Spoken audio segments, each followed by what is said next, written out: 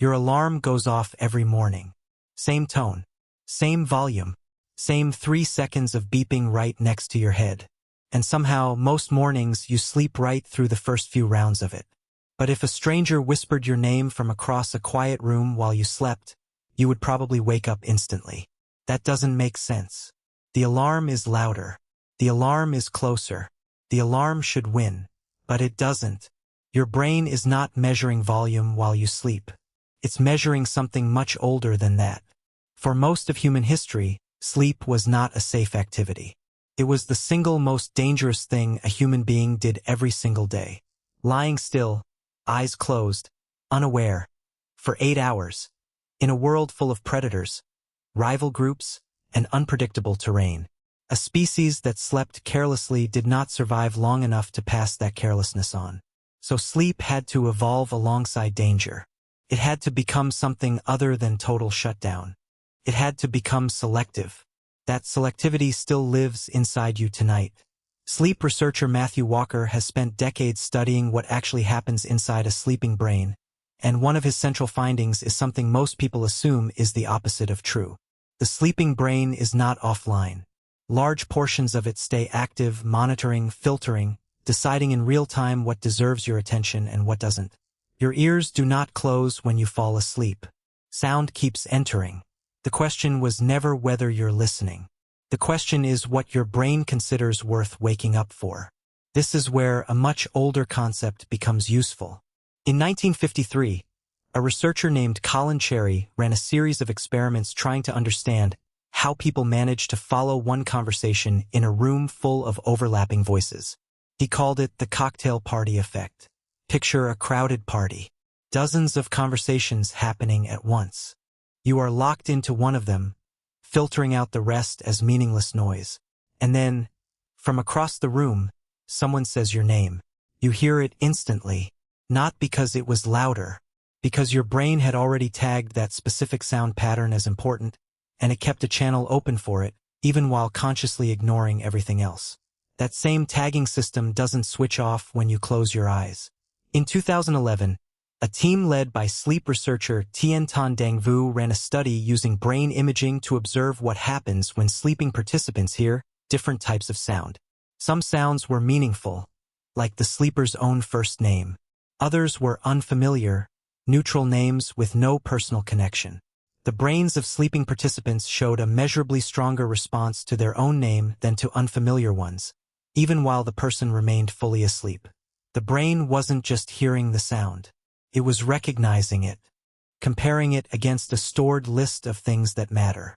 And a first name sits near the very top of that list because for almost your entire life, a first name has meant someone is trying to reach you specifically.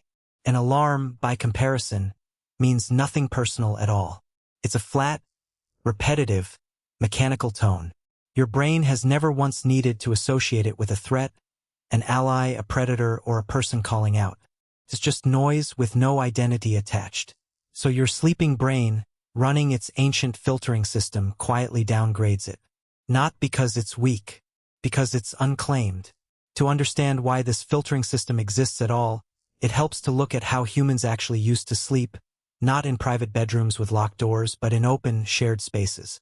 Anthropologist David Sampson has studied sleep patterns among the Hadza, a hunter-gatherer community in Tanzania whose lifestyle offers one of the closest living windows into ancestral human sleep. Sampson's research found that Hadza sleep is rarely synchronized across a group. At almost any given moment during the night, someone in the camp is awake, even if only briefly.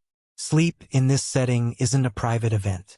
It's a rotating, overlapping watch system built into the biology of the group itself, without anyone consciously organizing it that way. That kind of environment does not reward a brain that shuts down uniformly.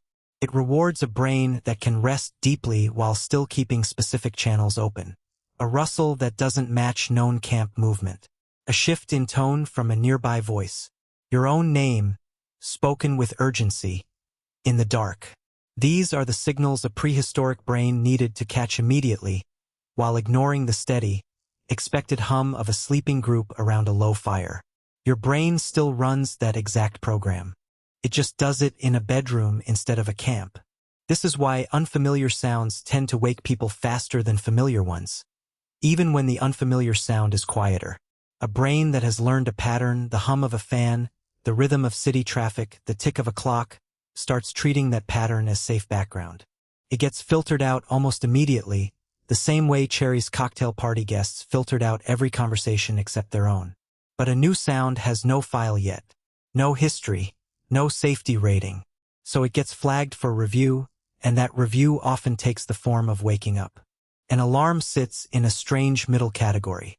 It's not exactly unfamiliar, since you hear it every day, but it's also not meaningful in the way a voice or a name is. It has no intention behind it, no one deciding to reach you. It's closer to the hum of traffic than to a voice calling out in a dark camp. Your brain, running code written for a world of predators and rival tribes, was never handed the update that says a repeating electronic tone deserves urgent attention. It waits. It lets the sound repeat. Sometimes it lets you sleep straight through it. There's a deeper layer to this too, one that goes beyond simple sound recognition. Human hearing during sleep isn't just detecting volume or pitch, it's detecting intention. A whispered voice carries urgency in a way a mechanical tone never can. Tone of voice, pacing, the rise and fall that signals concern or danger. These are exactly the cues your ancestors needed to catch instantly, because a calm voice and a panicked voice meant two completely different nights. Fire crackling normally versus fire suddenly closer. A group member breathing steadily versus a group member gasping. Your sleeping brain still listens for that kind of texture, long after most of the actual dangers it evolved to catch have disappeared from your life. So when a stranger whispers your name across a quiet room, your brain isn't just recognizing a sound. It's running a rapid evaluation. Personal, directed at you, unfamiliar voice, unclear intent. Every one of those flags pushes the alert level up, and consciousness gets pulled back online almost instantly, sometimes before you even understand why you're awake. Meanwhile, the alarm keeps beeping. Mechanical, repetitive, impersonal. No history of meaning anything urgent. Easy to filter, easy to fold back into sleep, easy to snooze without your brain treating it as a real event worth full alertness for. None of this means you're broken, or that your sleep habits are wrong, or that you need a louder alarm. It means you're carrying a filtering system built for open camps and shared fires, still running quietly underneath a mattress and four walls. The system isn't outdated. It's just applying old rules to a new environment, one where the actual danger it was built for rarely shows up anymore, but the listening never stopped. Tonight, when you go to sleep, your ears will keep working the entire time.